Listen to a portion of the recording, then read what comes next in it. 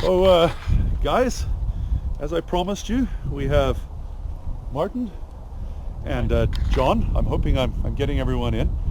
We're here at an undisclosed location for now, checking out some karst, what we believe is possibly some karst features. We're just going to check it out. These gentlemen are both very interested in the environment, in preserving the bats, preserving the land. So we're going to talk a little bit more maybe later, but for now, let's get out there and have a look at what we've got in terms of some features. So you can see this is probably, the estimate from Martin is that it's probably draining about 50 acres. You have two converging little valleys heading down to the tree, and then down, Jeff's just checking it out down there. It's no Bacher. Bacher. It's a nice name for this sort of thing. It means in German the people who protect the stream. Nice. As it seems, Bach in German means brook. Okay. You know. Hey, it's suitable. So this is what we're looking at right now. So we've been down as far as we can go down, hanging our heads down, and there is a wide pipe of some type, and you'll see it. I'll just pop up what I could picture here. But the odd thing is, there's no way a person out in the middle of the bush, or maybe it was a cleared field at one time, would have dug a trench to put in a pipe. There's no way. You're not going to go for kilometers. We've got to find where the resurgence would be. But we're thinking that it could well be just modifying the beginning of the karst feature, because once you clear the trees on the top, the soil very quickly runs off and it plugs. And once it plugs the karst drainage system, now we just have a big swamp. So we're wondering whether this is the case. John Bachner, he's going to look at his maps and see if he can find where that resurgence might be, if there is a resurgence. The other option is we'll check it out in the summer and open it up better and see if we can go in a little ways and see if it actually becomes a natural feature beyond the pipe that we're looking at.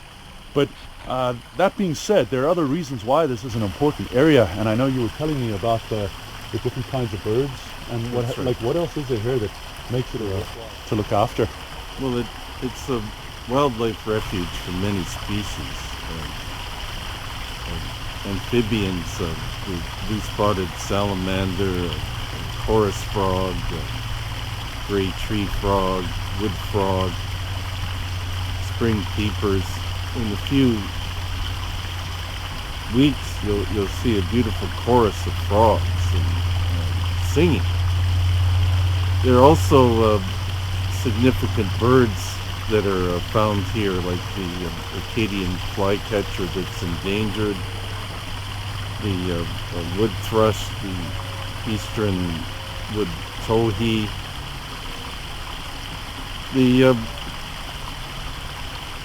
It's astonishing that you have a 500-acre block of forest that's connected to other forested habitats. 1,500 acres of forest in an urbanized environment when you look at all the connecting forests along the Welland River. Another concern that we've been led to know by the Ministry of Natural Resources and Forestry is they're convinced that it's a roosting area for endangered bats. You see the grooved bark in that cottonwood tree? Okay. That is sufficient enough for bats to roost in to do mating. And they're very critical for the survival of bats that are suffering from the white nose fungus. Okay. And for years, the developers have been refusing to do the bat maternity roosting studies, even though M&RF have asked them, and they're finally going to do them this spring. And I'm sure that they're convinced to have a large area of old-growth forest. It's got to have these rare species in it. Mm-hmm. Absolutely, and I mean, this is one of the crossovers for us as cavers and those who are regularly on my site. You know, we love the bats and preservation in every way that we can possibly do so. So I believe Dr. John Bachner, what is your book, by the way, John? Bacher. Yeah, I've written 5 books. The one that's most relevant is the biography of Edmund Zavitz, 2 billion trees and counting, the legacy of Edmund Zavitz. He's a man from Fort Erie, close to here, who rescued enormous amounts of areas of Ontario from being desertified wastelands. Norfolk County, the Oak Ridges Moraine, they were deserts until the tree planting programs he brought about. One of the lovely stories is the Garnaska River, that's now considered one of the best trout streams in North America. The trout were all dying because there was no shade and no trees. The streams were only flow a brief time of the year, and he turned a wasteland into ecological success story. So you've not heard the last from John, Martin, or this particular area, because I can tell you now, I have a strong belief that it's very important to try and preserve this area, and we're going to be following up on a regular basis just to see where it's going. I mean, you look at the Eramosa Karst, what took place there was declared as an area of natural scientific interest. It kind of needs to go in that direction here as well. So let's see where it goes and offer our support where we can. What defines it as a vernal pool? Like what is the just a forest pool? Temporary. Temporary, okay. You see, vernal is a thing in Latin that means like in the spring. And there's these temporary pools that are very important for some species. There's a peculiar called the fairy shrimp that actually lives in vernal pools all the time.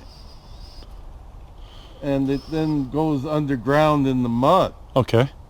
Now, other species like the blue-spotted salamander, they breed in these vernal pools. And the western chorus frog, the spring peeper, the wood frog,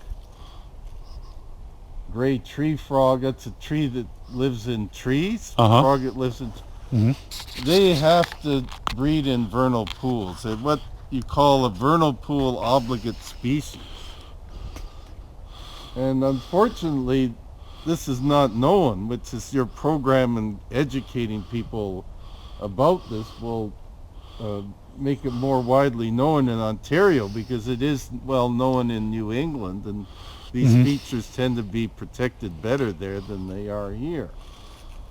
And in Quebec, there was a subdivision that was stopped because it provided this habitat for the western chorus frog.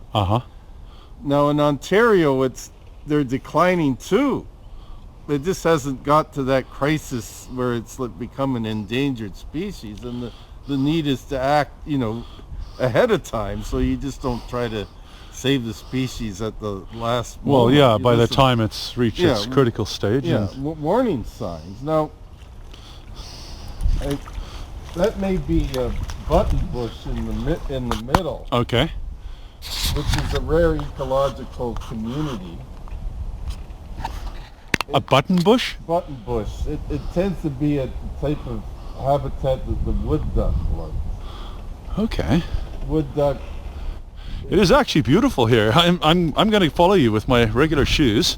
Yeah. Because this is beautiful. Pools are quite beautiful, and there's a whole network of vernal pools. See, we're now in a part of the development that is a provincially significant wetland. The Thundering Waters development proposal. This has been a provincially significant wetland since 2010. Now, I helped in doing that. I filed an OMB appeal in 2008. And some very brave people with the Niagara Peninsula Conservation Authority, I was able to get the developer to agree to a wetland evaluation. So the developer honored that, and the evaluation was done. The area here was protected. But then a major upheaval, because the developer was enraged, And you had firings of staff of the Niagara Peninsula Conservation Authority. And it was a terrible outrage.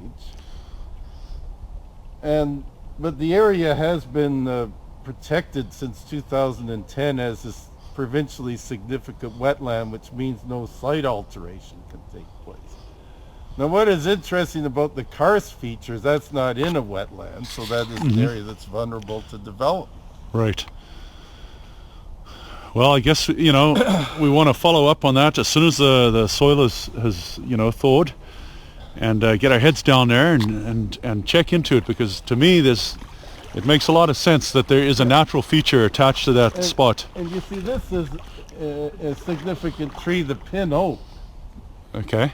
It's growing in the vernal pool. Now, the pin oak generally is only found in the swamp forests of Niagara and Essex County in Canada. There's very few of the swamp forests in Essex County, so they're overwhelmingly in Niagara. Its presence also indicates that this is probably not an area that was impacted by hydro dumping, because it's a tree that tends to grow in these glaciated wetland vernal pools that were created by a combination of the retreat of glaciers scouring the landscape, and also what came after this Lake Tonawanda. Okay. That put this massive amount of clay down, which is why I think the wetlands here are better, more of them than in Essex County, because this is not great farmland. Essex County is better drained. There was no Lake Tonawanda there, and all forests were destroyed. They're gonna get. They're basically gonna get us here. Happy, smiley people. That's what's in your pond, buddy.